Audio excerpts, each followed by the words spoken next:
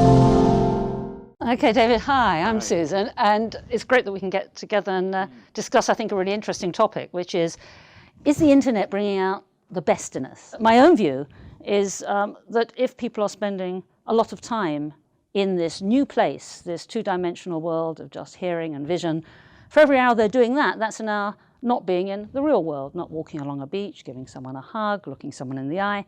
And especially for young people who perhaps haven't rehearsed those skills, those interpersonal skills, and had those three-dimensional experiences where actions have consequences, then they might be missing out if they're doing this for long periods of time. And as a neuroscientist, I'm very aware that the brain adapts to the environment. It's exquisitely evolved, the human brain, to adapt to any environment it's in.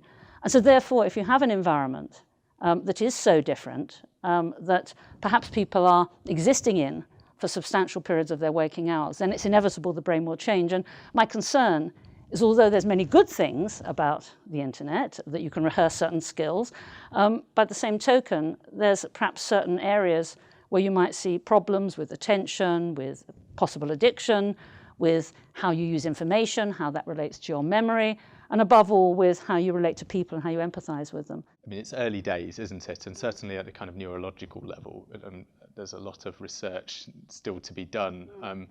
I guess my experience, so looking at using the organisation as a metaphor. Sure. So with 38 Degrees, we're a hyper-connected organisation that relies very heavily on the internet to bring people together and make decisions. But we've at the same time recognised that that's no substitute for proper face-to-face contact. And so alongside all the online consultations we do with our membership, we also regularly organise curries with members in particular areas, because we know that, you know, alongside having a conversation on Facebook, there's a value in sitting down with people and discussing things over beer and poppadoms. Sure.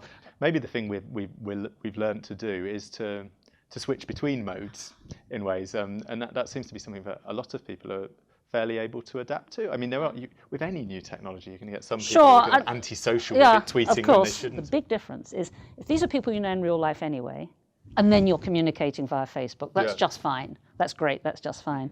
When you've never met the people, and they're, as I say, they're an audience rather than friends, when they're people, you have several hundred of them. And then the concern is the more time you spend doing that, especially for young people, you're not rehearsing those face-to-face skills. You're not rehearsing empathy, you're not rehearsing reading body language, you're not developing in depth the kind of friendships that people up until now have experienced, simply because you don't have time. Some of the kind of types of isolation which you're talking about, I think probably are products as much of kind of economic forces and social change over the last 30, 40 years. And I think what we're seeing is actually in some ways that the internet is, at the same time as offering people virtual alternatives to face-to-face contact, it's actually offering people ways of connecting with people, meeting people who are like-minded, and then meeting them in the real world. Without doubt. And I would love, for example, my widowed mum, who's 85, going on 86, I would love her to be on Facebook. She refuses for these very reasons. But I think the problem is, how do we shape an environment or shape a society where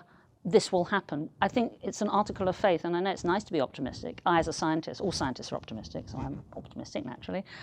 How can we get there? Because I think the trends are, especially with the teenagers, that's not necessarily the case, that it's such a ready and tempting and non-challenging form of communication where indeed you can not be accountable for what you say.